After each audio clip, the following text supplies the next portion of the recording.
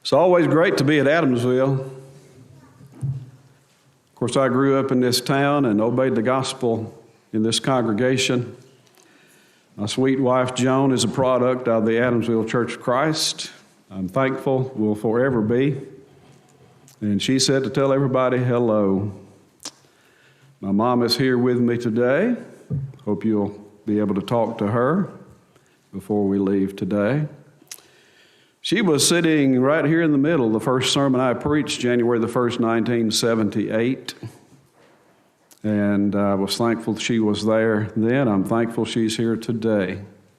She's the best mom I've ever had. Our subject is a very wicked woman. And I thought, now if I announce the subject and then start talking about my wife, you may get the wrong idea. But here's a very wicked woman. Her name is Athaliah. We're going to be looking in 2 Kings and 2 Chronicles primarily this morning, and you might want to open those books and be ready. We'll look at a number of passages together and talk about the evil reign of a very wicked woman. If you look at 2 Kings 11:20, you'll see that the people of the land rejoiced when Athaliah died.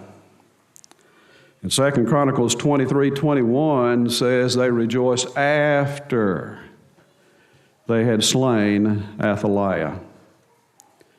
What a sad commentary upon one's life that people rejoice when you die. But that's how wicked she was.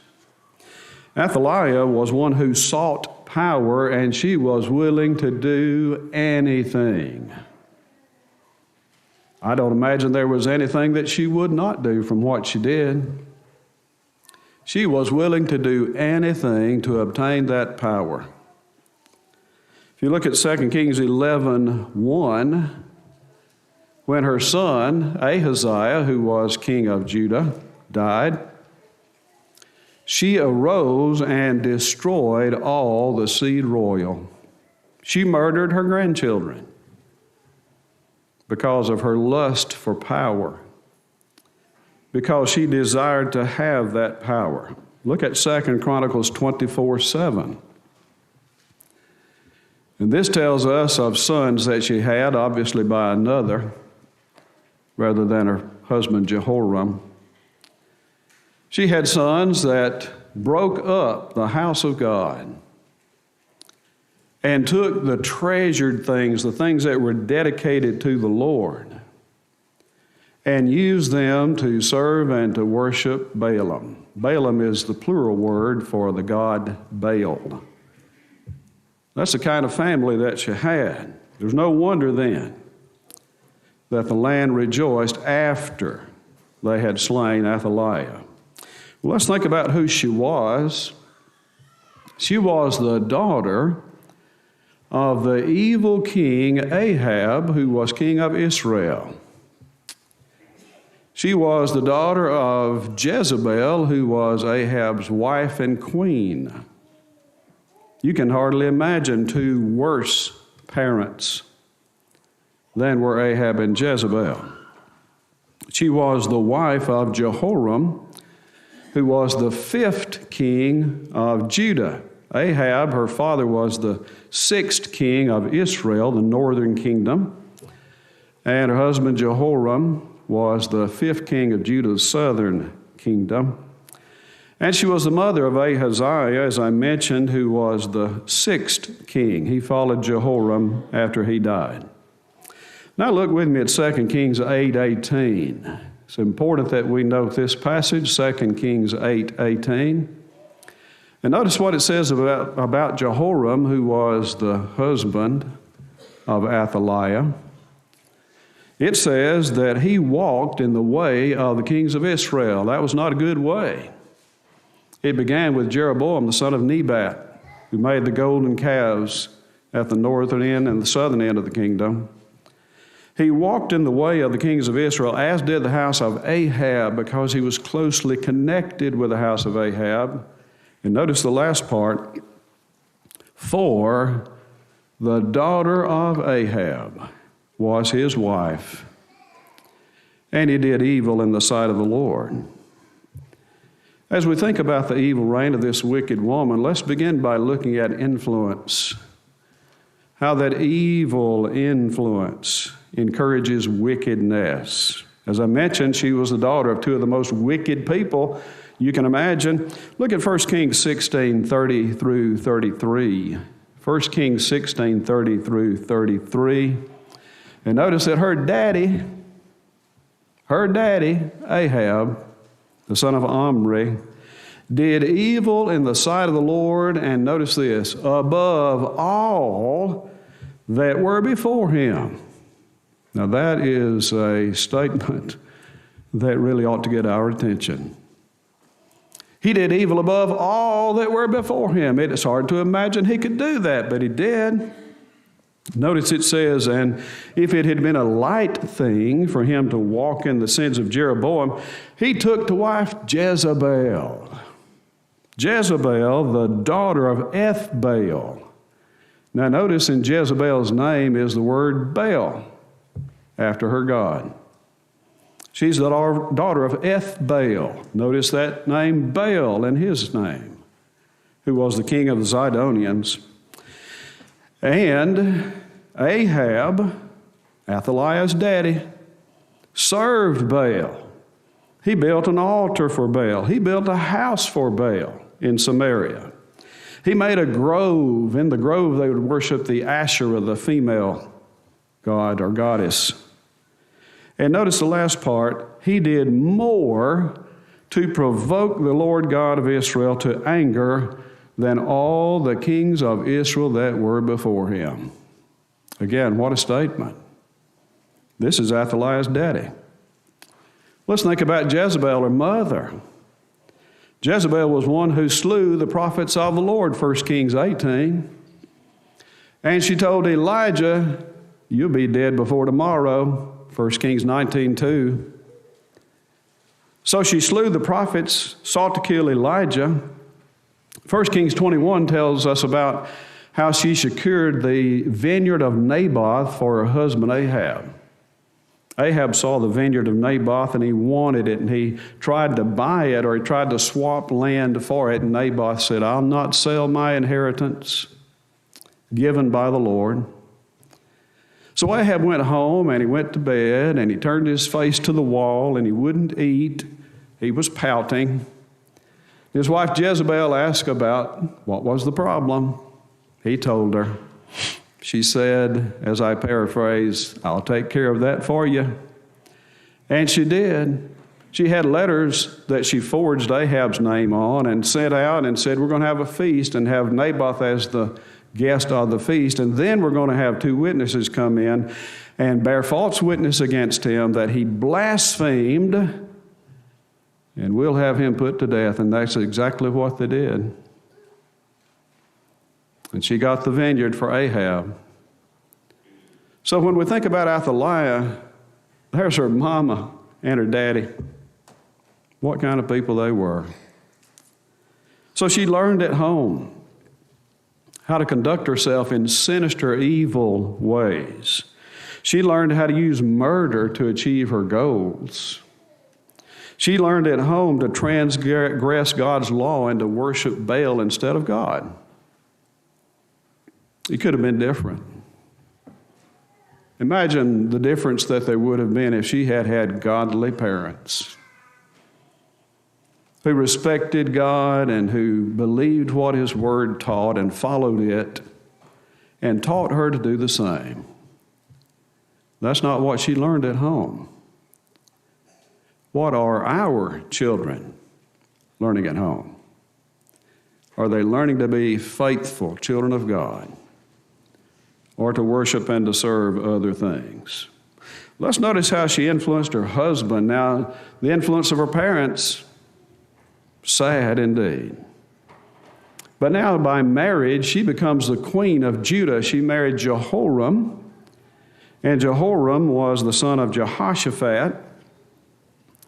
He didn't follow the way of his father, but she married Jehoram, who was also known as Joram. Sometimes you'll see Joram, sometimes Jehoram. He was king of Judah at the same time that the king in Israel was also named Jehoram, so that gets a little confusing sometimes. But she influenced her husband for evil. Look at 2 Kings 8:16 and 17, and you'll notice that Jehoram was 32 when he began to reign, and he reigned for 8 years. And then look at verse 18. He walked in the way of the kings of Israel. That was not a good way. Beginning with the first one after the kingdom divided, Jeroboam, the son of Nebat, who led Israel to sin. And now he walked in the ways of the kings of Israel, as did the house of Ahab. And notice the next part. For the daughter of Ahab was his wife, and he did evil in the sight of the Lord. Do you think there's a connection with that? Absolutely.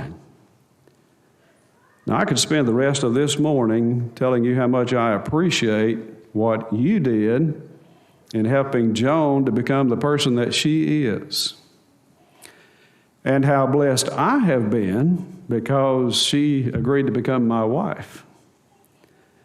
And not only have I been blessed, but our children and grandchildren and others everywhere we've been, because of the good influence that helped her to be what she ought to be, and how that has been such a blessing for me.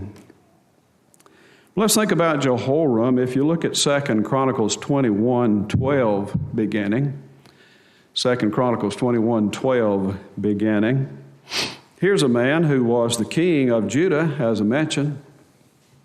He was the 5th king of Judah. His son, Ahaziah, would be the 6th king.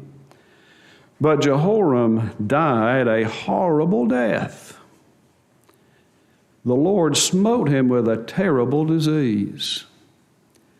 And when you look at 2 Chronicles 21:12 through 20, notice these sins that God, through Elijah, listed that Jehoram had committed. First of all, he walked in the ways of the kings of Israel instead of following the good way of Jehoshaphat and Asa, kings of Judah. But then it tells us that he led the inhabitants of Judah and Jerusalem to go a-whoring. That is, he led them to become spiritual adulterers, in that they no longer acted as if they were married to God, but they went to become associated with idols. Then notice the next thing it says of him. He had slain his brethren. When he became king, he killed 6 of his own brothers, so that there would be no one to threaten him in occupying the throne. And so God, through Elijah, listed these sins, and now he says a plague, a great plague is going to come upon you and your people and your children and your wives and your goods, and great sickness will be yours, sickness of the bowels, until thy bowels fall out by reason of the sickness day by day. Now, medical people today have looked at this and decided that it might have been colorectal carcinoma or something like that literally made his bowels fall out. God stirred up against him the spirit of the Philistines and of the Arabians, and they came and carried away all of his goods. They carried his sons away and his wives, and all that they left him was Jehoahaz, his son, his youngest, that Jehoahaz the first. He is also known as Ahaziah. And so at the end of 2 years, his bowels fell out by reason of his sickness, so he died because of this sore disease. And notice the last part. He departed without being desired. And they buried him in the city of David, but not in the sepulchres of the kings, because of what he had done. So Athaliah influenced her husband Jehoram to do evil. She also influenced her son to do evil.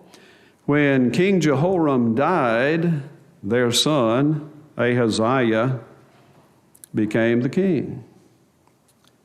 Now again, think of the good influence that she could have been. Not only upon her husband, but now upon her son, who's the king of Judah. Again, I think about my sweet wife, Joan, and what a blessing she's been to our children. Many times she was responsible for doing more because I was gone off preaching somewhere. And I appreciate her leading them and training them and helping them to know God and follow Him. But here is evil Athaliah. Ahaziah, her son, becomes king. And look at 2 Kings 9. I'm sorry, 2 Chronicles 22. Let's look at that one first. 2 Chronicles 22, 2 through 4. And notice what it says of Ahaziah, son of Athaliah. His mother was his counselor. Well, that part's good, isn't it?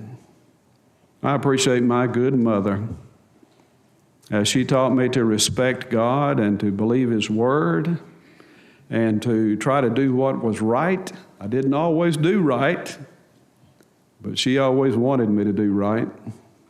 I appreciate that. But here is Athaliah. Notice what it says about Ahaziah. His mother was his counselor to do wickedly. What a shame. What a disgrace for a mother to teach her child to do wickedly. And not only that, but the house of Ahab, they were his counselors after the death of his father to his destruction. He listened to evil counsel, and thus he did wickedly. So think about the influence that was upon Athaliah. Two of the most wicked persons we can imagine were her parents. And then the influence she had upon her husband, Jehoram, and now upon her son, Ahaziah, as she counseled him to do wickedly. 2 Kings 9 tells us that God sent Jehu to eliminate the house of Ahab. And so he killed Ahaziah, as well as Jehoram, who was the king of Israel, 2 Kings 9, and Jezebel, Athaliah's mother, died at the hand of Jehu as he came into town, and she had dolled herself up, as we say. Sitting there in the window, and she began to chide Jehu. He asked if there were any up there who were with him, and there were, and they threw her out of the window, and the dogs ate her. The dogs ate Jezebel. Athaliah influenced her other sons to do evil as well. Look at 2 Chronicles 24:7. 2 Chronicles 24:7. She had other sons, it seems, by another husband. And notice what it says, for the sons of Athaliah, that wicked woman. I don't believe there's another place, at least I didn't find it, in the Bible that says that. Here's a woman that God, through the inspired penman, records is a wicked woman. Now, it's not any worse in many ways for a woman to be wicked than it is for a man to be wicked. But it is worse in some ways because of influences that she has as wife, mother, grandmother. So that wicked woman led her sons to break up the house of the Lord and take from it the treasured things, the things dedicated to God, and to bestow them upon Balaam, to use them in worship of an idol god. That wicked woman. Do you suppose that Athaliah, who still exists today, though not upon this earth, Do you suppose that she is smiling today? She's thinking about her family. Do you suppose that she is comforting herself today by telling herself, you know, I was a good wife. I really was a good wife. Do you suppose that she is saying to herself, and I was a good mother and a good grandmother? Absolutely not. No doubt she is in remorse and will be eternally for the influences that she had. And again, it didn't have to be that way. But let's think about her evil reign. She began her reign with wickedness. It's obvious that she desired the position, being over the land of Judah. It's obvious, too, that she would do anything to obtain it, to get that for which she lusted, to have the power that she wanted. So she usurped the throne. She was not made queen by God's authority and by His approval. It may be that she looked upon this position as her destiny. You know, a lot of people have that idea in politics that it is their destiny to be a certain leader. She may even have considered it to be her right. She may have observed as the things happened, well, these things are all falling into place so that I can be over the land of Judah. To her, it may have looked just right. But she forced herself into a position to which God had not appointed her. She'd learned well, no doubt, from her family how to use evil to accomplish her desires, and without any regard to the happiness of others, even to the lives of others. She sought that power. And she continued by murdering those who might have been opponents to her having that position. 2 Samuel 7:12 through 16, though, tells us that even though she murdered her grandsons, she destroyed all the seed royal, that God promised David that his house and his kingdom would be established forever after him. His throne would be established forever, and it was. And our Lord sits upon it today. 2 Kings 11:1 through 3 shows, though, that her plan had a problem. She sought to destroy all the seed royal, but Jehosheba, who was the sister of Ahaziah, took Joash, the son of Ahaziah, and hid him for 6 years. That would be a difficult thing to do indeed. So she began her reign with murder. She murdered her own grandchildren. She reigned for about 7 years. Her sons, as we mentioned, broke up the house of the Lord and took the treasures to serve Balaam. She followed the example of Jezebel, her mother, and brought Baal worship into Judah on a wholesale basis. And when we look at 2 Kings 11:17 through 20, 2 Kings 11:17 through 20, and we see the reforms that took place after her death, that shows us the extent of the problem of her wickedness and just how great it was. Notice 2 Kings 11:17 through 20. Jehoiada, priest, husband of Jehosheba, we mentioned earlier, made a covenant between the Lord and the king and the people that they would be the Lord's people. Obviously, they hadn't been that before because of the evil leadership of Athaliah. But now there's a covenant made, and they went to the house of Baal and broke it down and broke the altar and the images to pieces, and they slew Mattan, the priest of Baal. They brought the king Joash down from the house of the Lord. They set him upon the throne, and all the people of the land rejoiced, and the city was in quiet, and they slew Athaliah with the sword beside the king's house. They made a distinct departure from the direction that their leader had taken before. And now they made a covenant to be the Lord's people. As we think about Athaliah and her evil desire and all that she sought to gain, and then we come down to the end of her life, we see that she lost her life, and with it she lost everything that she had worked to gain. Her reign and her life came to a brutal end. Look again at 2 Kings 11. Now let's look at verses 13 through 16. 2 Kings 11, 13 through 16. And notice that Athaliah heard the noise of what was going on. She went into the temple, and there was the king. And the people were rejoicing, and they were blowing the trumpets, and she tore her clothing and cried, "Treason, treason!"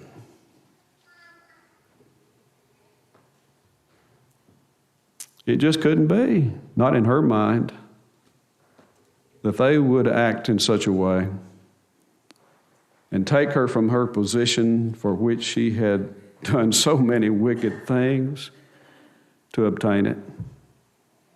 2 Chronicles 23:21 tells us that the land rejoiced after they had slain Athaliah. It's important we notice that.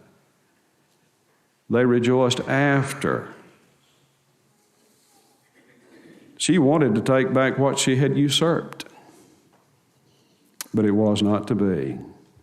So after a lifetime of evil, this wicked woman, who it seems would have done anything to obtain the things that she wanted, for which she lusted, the things that she desired, now she loses everything, but she also loses her most valuable possession, and that is her soul. Matthew 16:26, that soul is worth more than all the world. Suppose she had continued and had died of an old age and peacefully and had continued in her wickedness until that time, and no one had opposed her, and it seemed God had not opposed her and allowed her to do that. And now she comes to the end of her life, she still would have lost, because she would have lost her soul. Well, let's think about this and what conclusions can we draw. Ezekiel 16:44 tells us, "As is the mother, so is the daughter." But also look at Ezekiel 18:20. "The soul that sinneth, it shall die. The son shall not bear the iniquity of the father, neither shall the father bear the iniquity of the son." It is not the case then that children inherit evil, that they are born wicked, as some are so bold to say. They are not born wicked. A person becomes wicked. What kind of person do you think Athaliah could have been? She could have been godly. She could have been righteous. What a blessing it would have been for her if her parents had been followers of Jehovah God and had reared her to do the same, had brought her up in the way of the Lord. That's not what happened. We learn, too, that wives may turn the hearts of their husbands to do evil. We need to be careful whom we choose to be our spouses. I tell young people as they're beginning to date, if you want to marry a faithful child of God, then date a faithful child of God. Don't go off looking in the devil's family and pick somebody over there and think that somehow, because you want it to be that way, that you know that you're going to convert this person. It may not happen. Most of the time it doesn't. If you marry a child of the devil, you're going to have problems with your daddy-in-law. That's going to be the case. And so choose wisely. Not only the husband that we'll have, or the wife, but also the companions that we have. Look at 1 Corinthians 15:33. The American Standard says, "Be not deceived. Evil companionships corrupt good morals." And so evil influences allowed into our lives will lead us to do evil as well. But another lesson that we'll learn is that righteousness suffers when evil people are in power. The cause of God, the people of God suffer.